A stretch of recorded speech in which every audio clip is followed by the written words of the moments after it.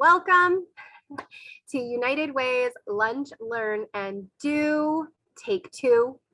Welcome back, everyone. Thank you so much for finding a little slice of your day to join us again. We hope that with yesterday's scary weather situation, everyone is safe and your families are safe as well.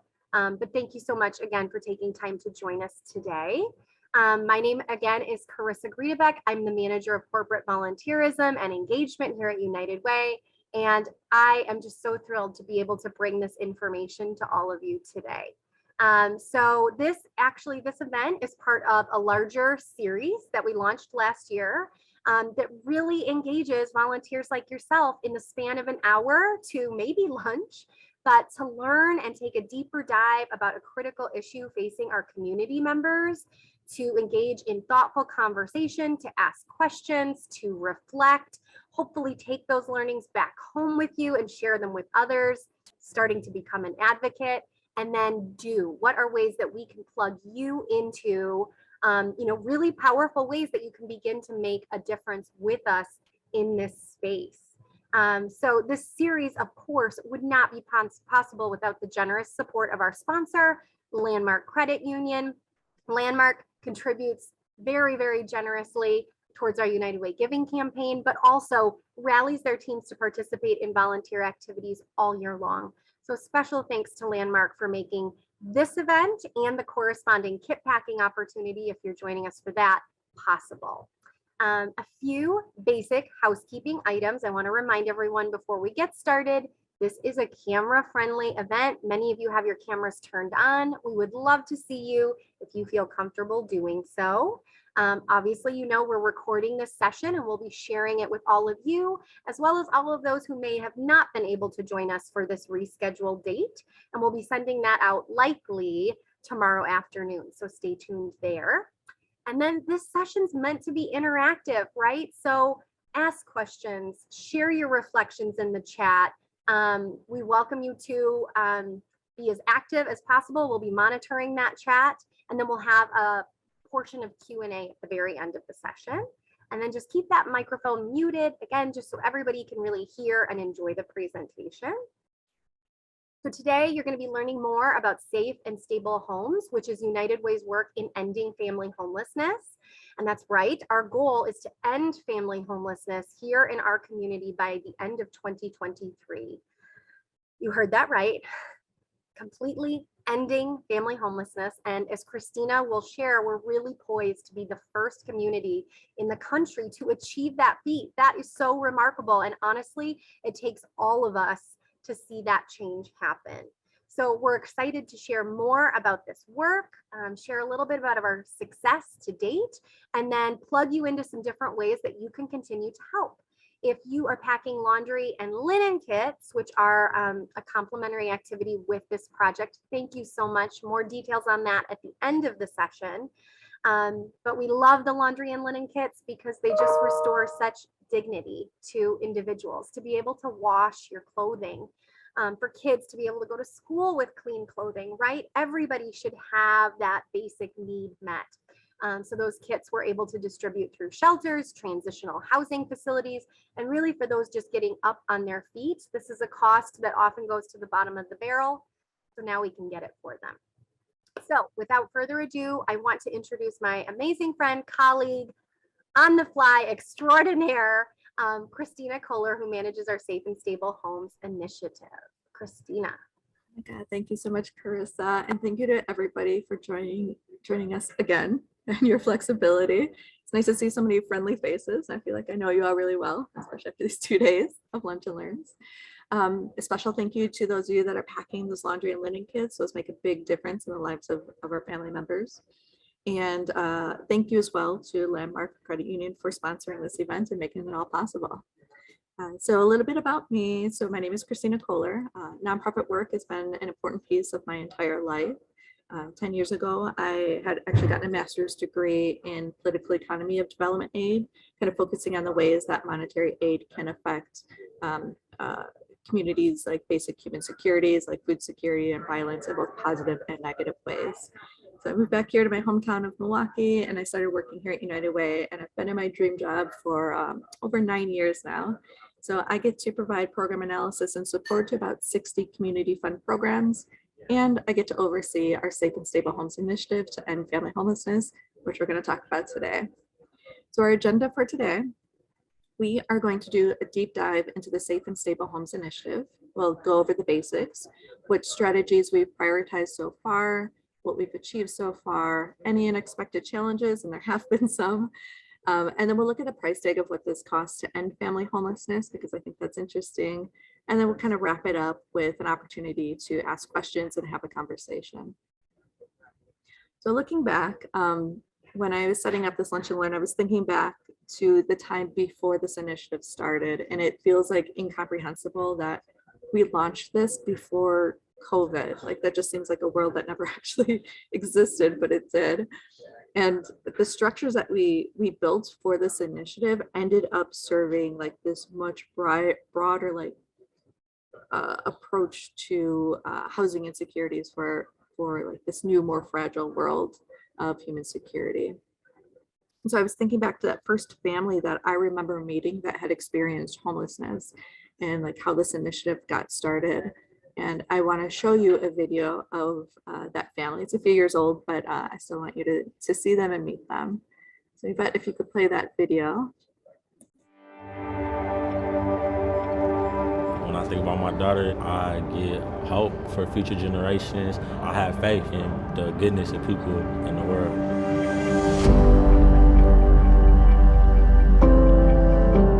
When I was born into homelessness. Homelessness to me means that you don't have a safe place to stay. When I was homeless downtown, a day in the life was just about trying to survive. I figured out that if I was to go to Dunkin' Donuts and I was to go to the Greyhound station, the train station, I could go to those places relatively securely for the evenings. And then on certain nights when I actually wanted to sleep, I found out that there were like grates, there's different vents downtown where heat comes out of the vent. So I would lay down on the ground and sleep outside on the vents for warmth.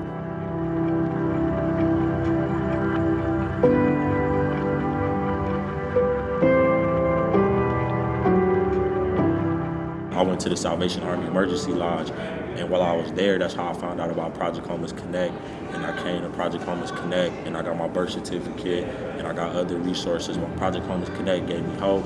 It made me feel like I was treated with dignity, and it gave me resources to get back on my feet. It enabled me to turn around and help the same type of people that are in a situation that I was once in, and it's just amazing. This is going on my second year being here. I have a place where my kids can stay safely, they can stay stably, and they don't have to worry about having to leave in the middle of the night to go here or go out in the cold. United Way's mission to provide every individual in our community with their basic needs of education, financial stability, and health meets the same mission of Project Homeless Connect. At the last Project Homeless Connect, we connected about 477 individuals experiencing homelessness with services from about 80 different organizations. And one of our great successes with our collaboration with Project Homeless Connect is that people like Milagro, who have found housing and resources, can then return to the event as a volunteer and help others.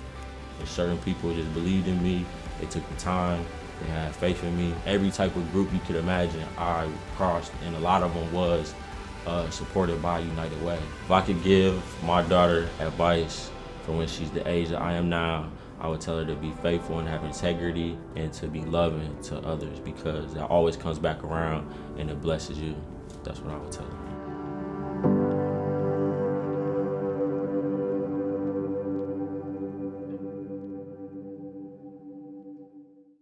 That first time that I remember meeting a family that had experienced homelessness, it was Milagro. I met him and his 3-year-old daughter. I think it was 2016.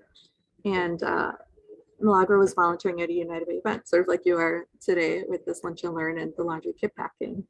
But the event he was volunteering at was called Project Homeless Connect, and he was so energetic about the work. I had found out that he experienced homelessness as a child after he and his mom had fled domestic violence. And then that cycle perpetuated throughout his life to this point where he found himself sleeping outside with his daughter. He heard about this resource fair called Project Homeless Connect. He attended not really knowing what to expect. And there he was connected to a lot of different resources, including a voucher program that helped him afford housing.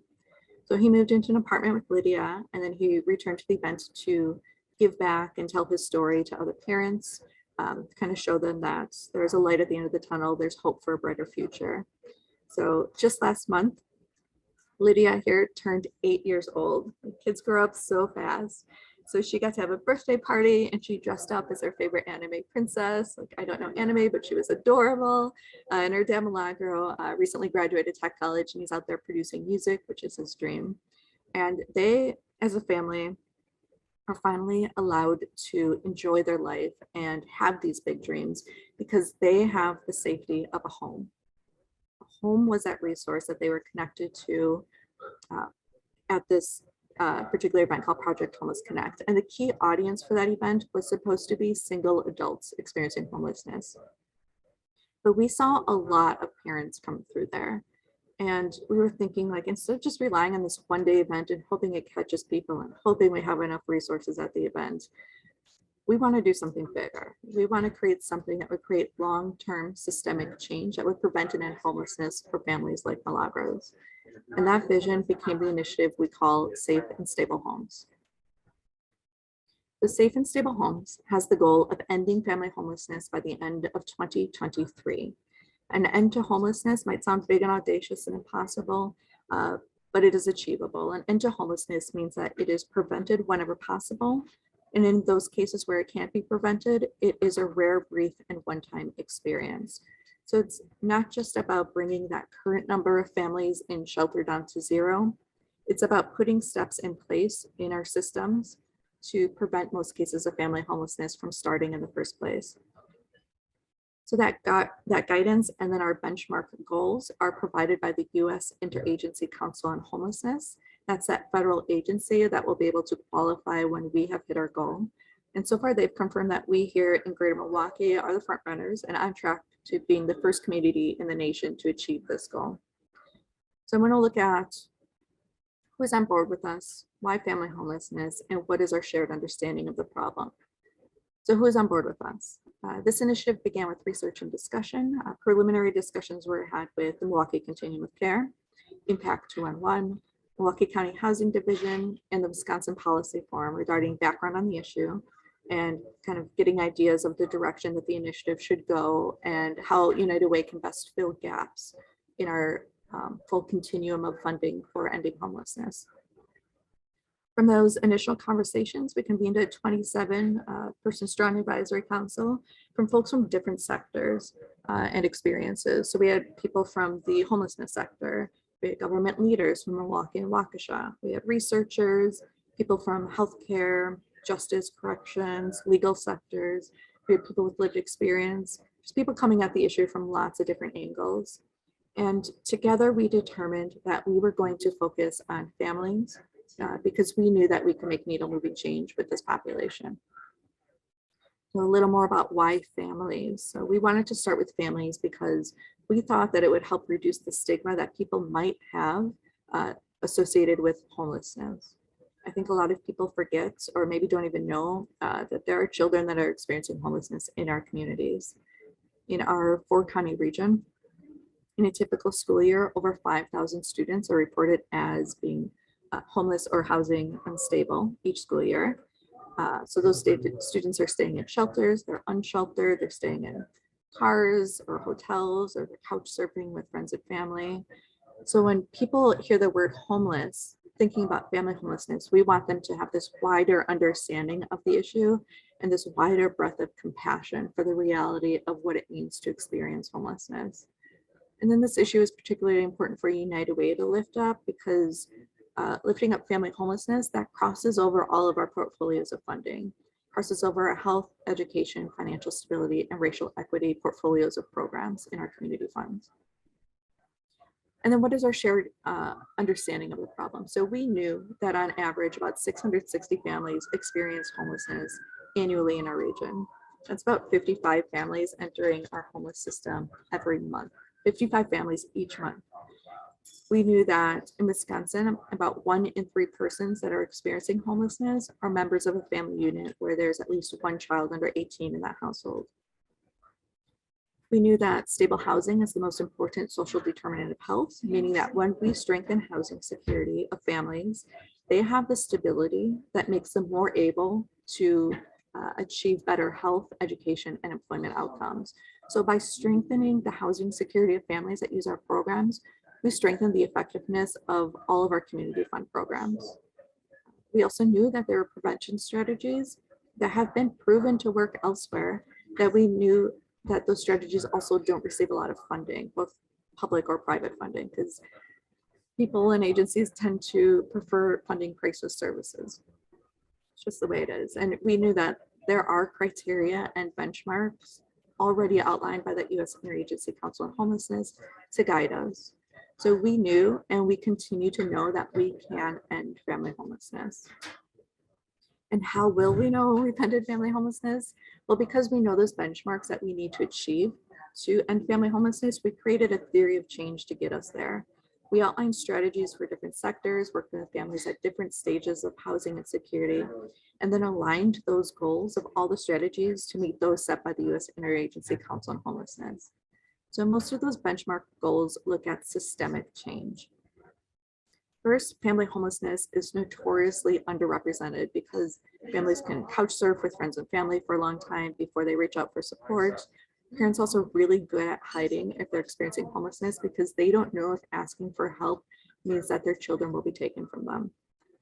So we need to prove that we are being clever enough to open up every avenue to identify every family that's experiencing homelessness. So if we're good at improving identification, our homelessness numbers might actually go up. And that's okay because we're finally seeing those families that have always been there, and now we can get them the help that they need. Next, we need to prove that we have multiple sectors involved in engaging prevention and diversion strategies.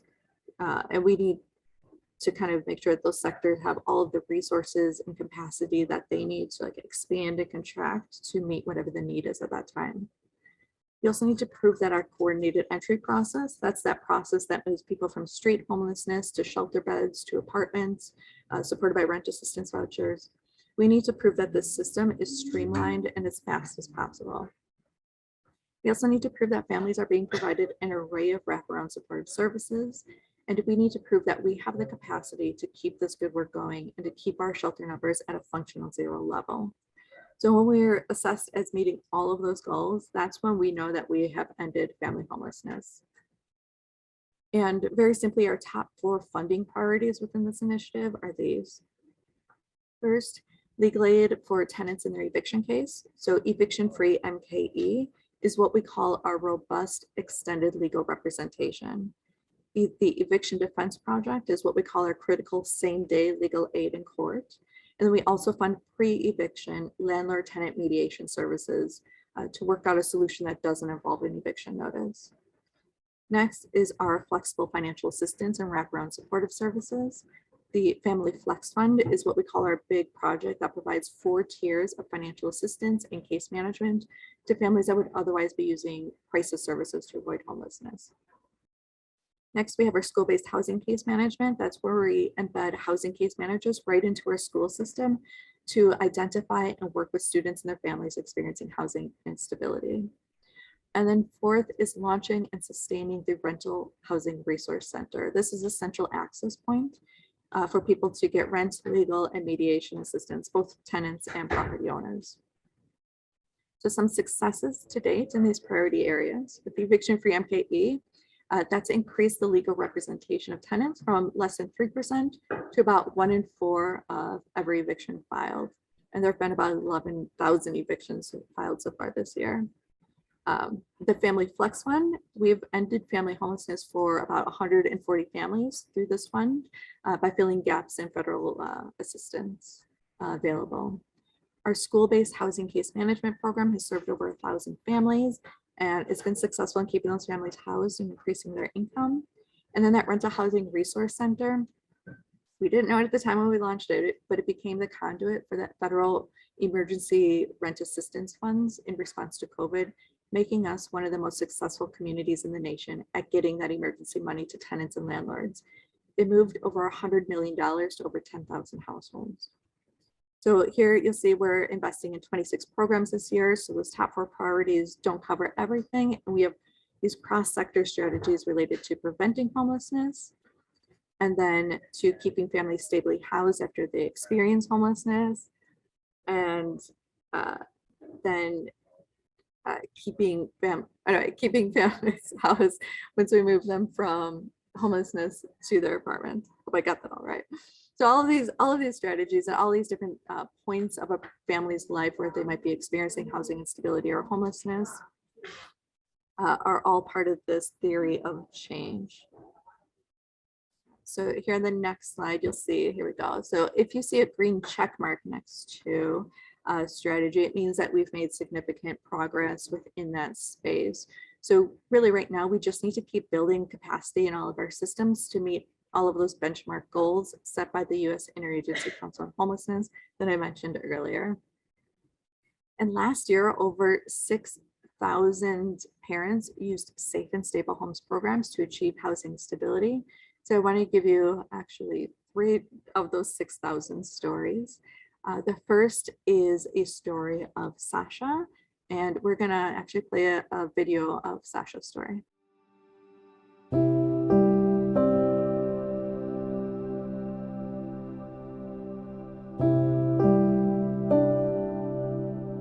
Sasha knew it was time to ask for help. After Sasha's fiance, Kevin, passed away suddenly, she and her 2 children were devastated. At the same time, Sasha began to worry about how she would pay her mortgage. Kevin had been the primary breadwinner since Sasha lost her job in 2018. She knew she would need a little bit of help while she took time to grieve with her family and begin looking for work. That's when Sasha found Family Promise of Waukesha County. With a mission of helping families experiencing homelessness and housing instability, Family Promise of Waukesha County is a critical resource in our community. Your donations to United Way's Safe and Stable Homes initiative help Family Promise keep dozens of families from experiencing homelessness each year. Family Promise connected Sasha with the funds she needed to cover 3 months of mortgage payments. Then, when her car experienced trouble, they helped her cover a portion of the repair bill. This bridge of support allowed Sasha a critical break from the stress of worrying about money. During this time, Sasha could be with her children, take time to grieve, and start to think about her next step. Today, Sasha and her family are on their healing journey. With a job she enjoys that allows her the flexibility to see her children off to school, Sasha feels a little more stable. Says Sasha, "We have a roof over our heads, and I can get to my job. I can't thank Family Promise enough." When you give to United Way, you're not just making a donation, you're changing a life. Sasha and Family Promise of Waukesha County remind us all that to live better, we must live united.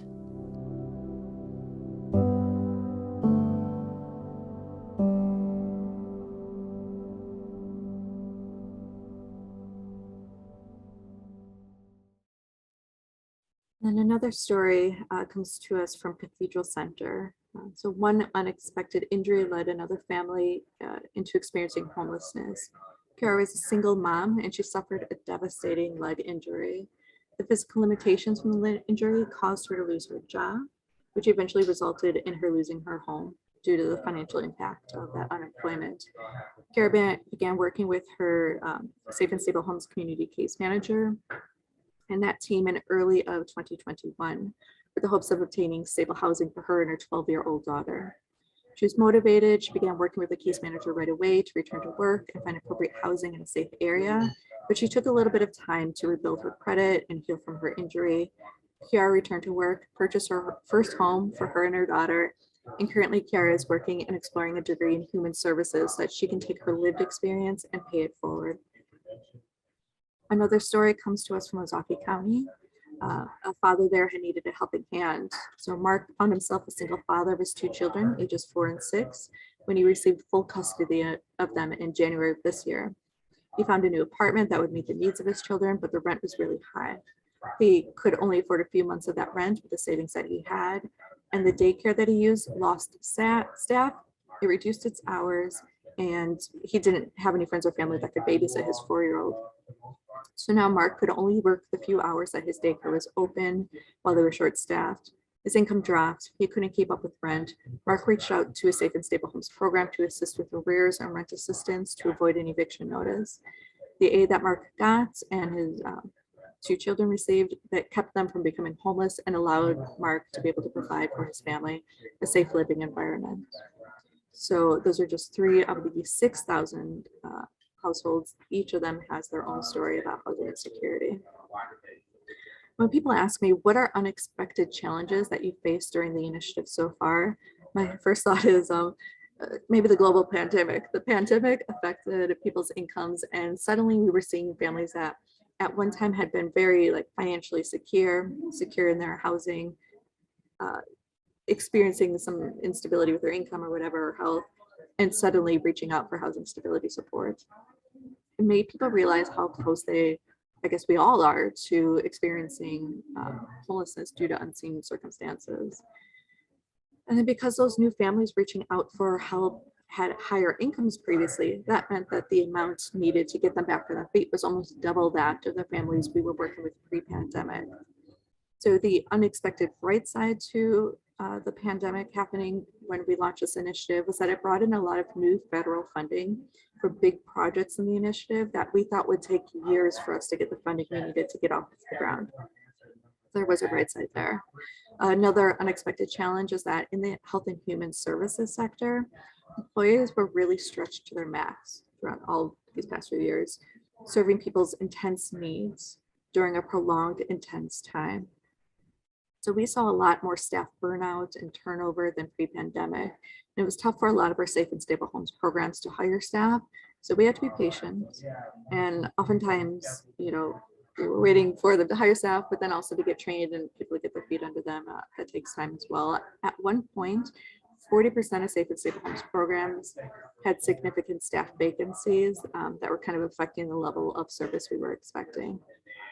So to combat this, we'll be providing secondary trauma trainings that'll help with burnout to all of our safe and stable homes caseworkers, and then we'll be creating what we call a circle of support for case managers across all of our programs so that they can lean on one another for support, share their stories, and use the skills learned in that secondary trauma training to prevent burnout. So we're hoping to launch that circle of support in late winter. And then the last unexpected challenge is that many of our families have the rent and assistance that they need to move from apartment, from shelter. But the housing market is so tight right now that we can't find places that are available, affordable, and property managers that are willing to rent to people with previous evictions on the record. So we're doing the best that we can to work with landlords and to find ways to incentivize them to rent to people with housing vouchers with previous evictions. But enough of the challenges for now. I want to look at our successes as well. So far, over 10,000 households have received rent assistance. Over 3,000 households have used their free legal assistance in their eviction case. 140 families have had the Family Flex Fund and their experience of homelessness by getting them into stable housing. 250 plus families have been supported through our school-based housing case management program. Like I said, over 6,000 parents have used safe and stable homes programs in addition to all the other numbers I mentioned. We currently have 0 unsheltered families in both Milwaukee and Ozaukee counties. And in the past year, this is really important, the average length of time a family experiences homelessness has decreased by 63% through our work with the shelters. So we have all these successes and strategies proven to work, but we have more that makes this collective impact initiative really exceptional. First is that we use housing first philosophy across all of our partners. Housing first is simply this: housing is a human right. No one needs to jump through hoops to prove that they deserve a roof over their head. The second is that we give free best practice training to all of our safe and stable home partners every year to make sure that all of the program staff has the skills they need to do this work right. So this includes things like harm reduction and motivational interviewing, In this grant cycle, we really want to focus on trauma-informed care and secondary trauma training. And Safe and Stable Homes program staff, I feel like they really appreciate this free professional development opportunity, and it helps us know that we're all aligned on our best practices in our field. Third is that we work across county lines. So quarterly, our Safe and Stable Homes program partners, we all get together and share out on our individual progress and stories, but we also look at the collective movement and barriers for us collectively in our goal to end family homelessness. And we also have our agencies now networking across county lines. I think it would be way easier to do all of this work in just one county, but putting in this extra efforts of collective impact, I think will make our region stronger. And then fourth is that we know that if a child experiences homelessness, they will be more likely to experience homelessness as an adult. It's a traumatizing event. So if we can prevent a family from experiencing homelessness, we should see less adult homelessness in the future when those kiddos grow up. And our programs provide wraparound supportive services that consider each person in that family unit that really makes the whole family successful. And it's because Safe and Stable Homes programs have flexibility built into it that makes us unique to other funding sources, that our programs are able to take this multi-generational approach. And then finally, I'm going to look at what this work costs. So with this grant cycle, we're investing $5.8 million into Safe and Stable Homes programs. We are currently in the middle of our workplace giving fundraising season, which determines how much we get to invest in next year's grant cycle. So if you haven't made a donation yet to Safe and Stable Homes, and you want to be a part of achieving this big goal, you can directly donate to the initiative. If you go to the United Way GMWC.org website, go to the Safe and Stable Homes webpage, you can click donate and donate directly from there. And then I was hesitant on showing you the Safe and Stable Homes video for this year because I feel like you've heard my voice enough and I narrate a big portion of it, but I really want to show it to you so that you can see some of the wonderful staff that are working in the Safe and Stable Homes programs. So I bet if you could play that video now.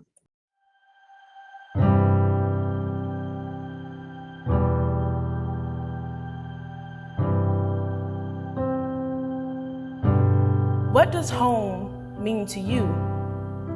For some, it's the beginning, the foundation. For others, it's about building the future. It's about fractions and English essays and watching the lives around you unfold. For others, home is a place to gather, to connect, to laugh so hard you can't breathe. A place where friends become family. It's a place for dance parties and tacos on Tuesday and well-constructed blanket forts. It's a place for moments and milestones. A place to be surrounded by those you love. For some, home is a place you can count on for safety, for security, and a sense of belonging. There is no place like home. We all know the importance of a home. When you lose your home, you lose your connection to so many things. We also know these are challenging times. People are struggling. They feel the financial pressures surround them. Families are behind on their rent or mortgage payments. Some are one car repair or one hospital bill away from facing the possibility of losing their home. Most cases of homelessness are centered around eviction. Eviction is a traumatic event for a family, and the impact affects every element of their lives, including education, health, and employment. People need help navigating through these challenging times. Because of the work we've been doing with Safe and Stable Homes, we are on track to being the first community in the United States to end family homelessness, and we will do it by the end of 2023. Over the past 2 years, we've invested millions of dollars into ending family homelessness. We are changing the way that government and systems operate to serve families that are at risk of homelessness. Donations to Safe and Stable Homes provide funding to 24 local nonprofits who work closely with their clients to help either prevent homelessness or make sure that it's a brief one-time experience. But these funds also support so much more. At the center of this initiative are three key programs. The first is Right to Counsel and the launch of Eviction-Free MKE. This program provides a family that is at or below 200% of the federal poverty guideline with free legal support needed to effectively manage the eviction process. We've already seen over 2,000 households helped by this program. United Way supports the operation of the Milwaukee Rental Housing Resource Center. This is a one-stop shop for landlords and tenants. The center connects those in need to the right resources of rent assistance, landlord and tenant mediation, legal aid, and housing search help. And United Way supports the Family Flex Fund, which provides financial support to get people back on their feet immediately and effectively. The program helps cover the cost of rent, outstanding bills, food, transportation, and more. Families also receive assistance from housing case managers who work to determine individualized case plans. This initiative is more than just moving people into buildings. This is about good health, strong education, and long-term financial stability. It's about building relationships and connection to neighborhoods and community. And it all starts with a safe and stable home.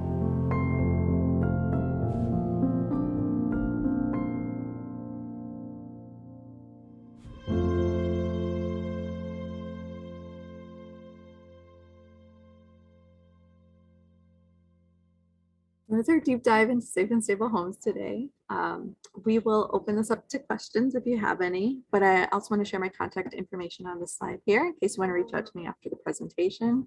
And if you're packing those laundry and linen kits today, thank you. Your kits will be distributed to families across our Safe and Stable Homes programs.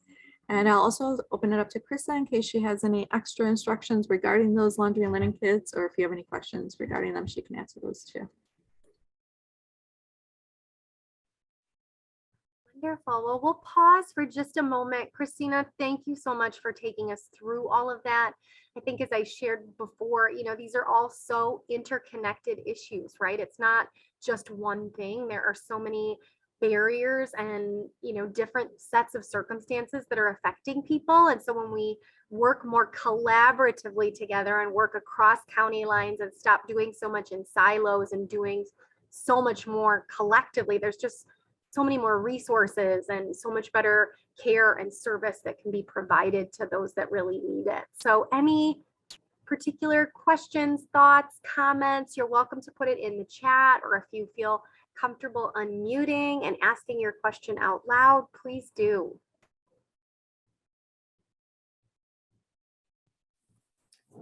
Hi, I just wanted to double check if you all can hear me.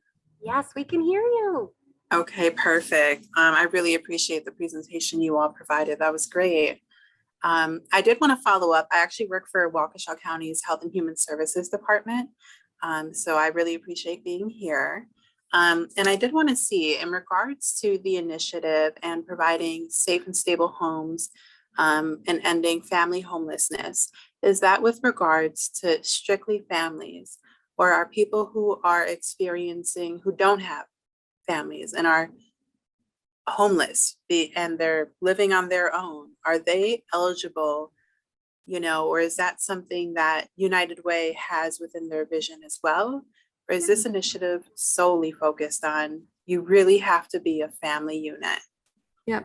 So when we brought together that advisory council, at first we were thinking that we were going to start with like single adult homelessness, because that's such a huge issue, such a huge problem.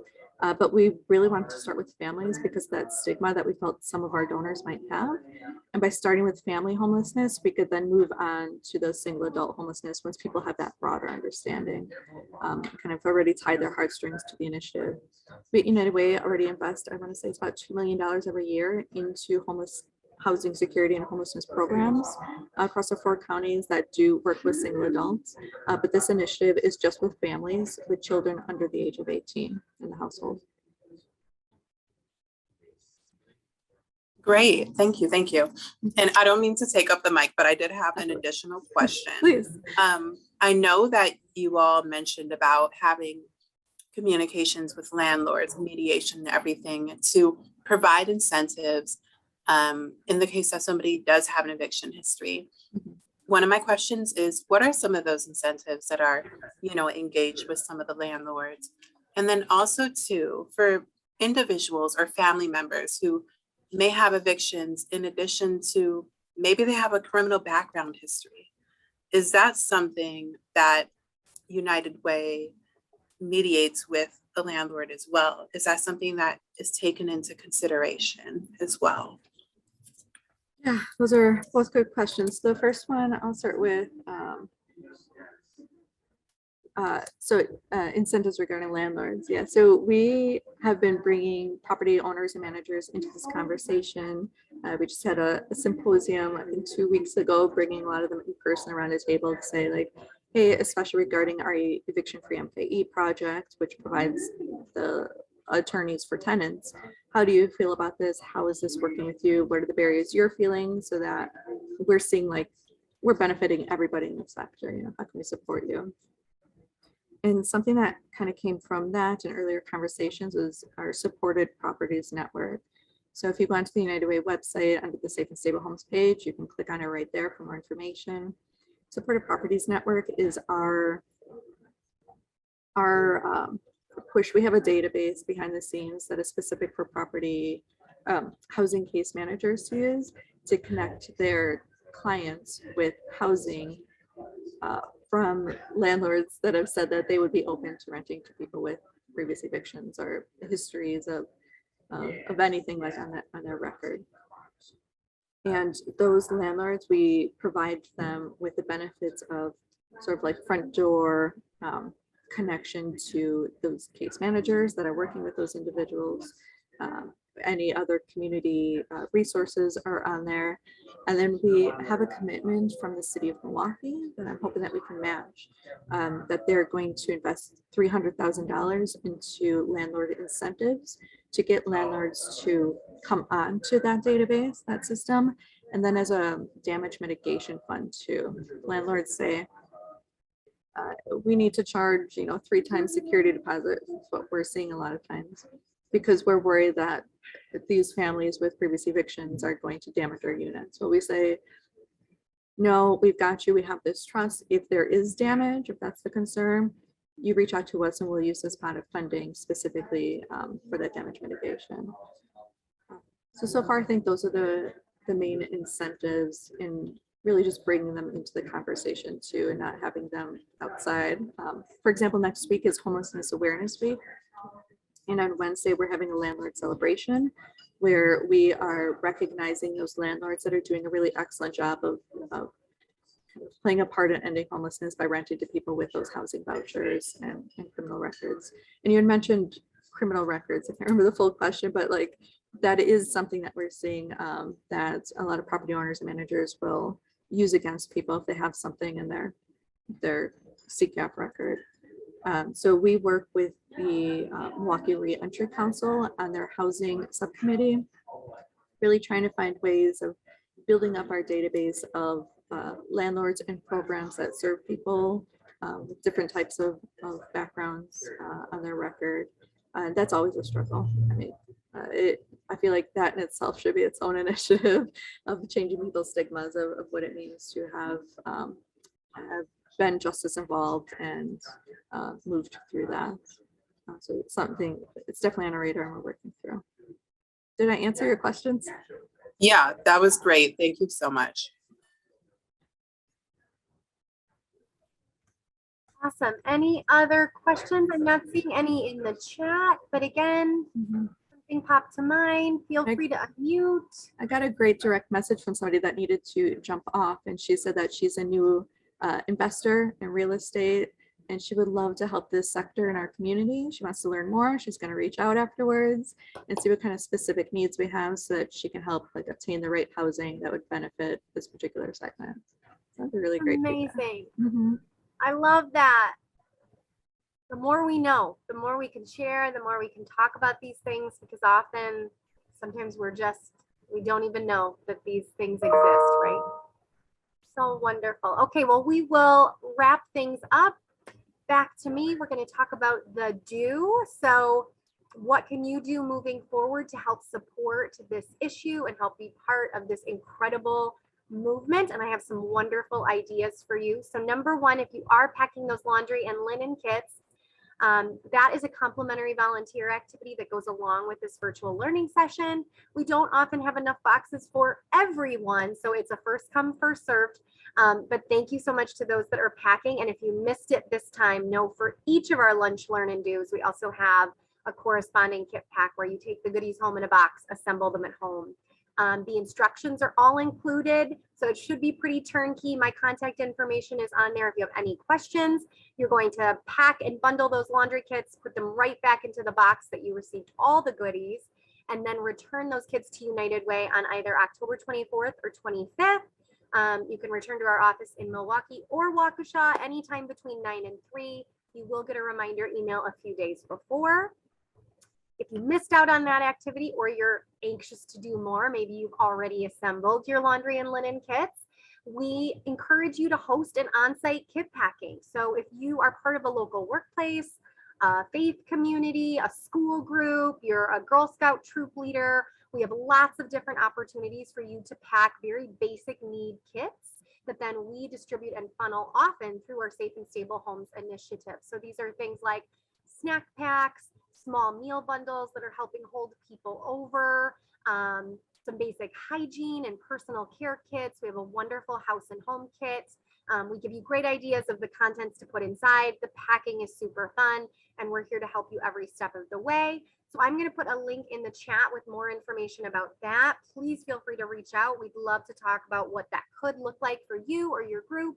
Even if you want to do it with a group of friends, like as we lead into the holiday season, this would just be such a thoughtful thing in lieu of getting each other gifts. Let's get some, gifted items for those that really need them across our community. Next up, if you work for a company that makes a specific product, or your company works with a vendor that does, or a colleague or family friend works for an organization that makes something, we are often looking for bulk product donations. We call this products for good. So it's leveraging these supplies so that we can get them to who needs them. So Safe and Stable Homes right now is very specifically across that initiative looking for mattresses, bed linens, towels, pots and pans, spices, basic kitchen supplies, basic cleaning supplies, trash cans, trash bags. So think of all those things when you do get into a home that you need to replace often, or you really need to have. We would love to be able to distribute those in mass, and we recognize that as a generous in-kind donation. So we reflect that you gave us those. So I'm going to pop that in the chat as well. There's information on there on what we're looking for, and then there's a great form for you to fill out if you are interested, and then we can have a conversation about what that looks like. And then lastly, just wanted to encourage you to get more involved with United Way activities. We have some wonderful holiday focused events that'll be coming up as we head into later November and early December. So we will make sure that this group that joined us today gets all the information about that. But I'm going to pop my information in the chat box too, because my team and I are here ready and waiting to help and connect you to meaningful ways that you can do good, whether that be individually with your family, or certainly as a workplace. We want to take the guesswork out and just empower you to do the most good in the most strategic ways. So again, thank you so much for learning more about Safe and Stable Homes. Thank you for hanging with us, not just once, but for 2 lunch hours. We greatly appreciate you, and thank you for living united.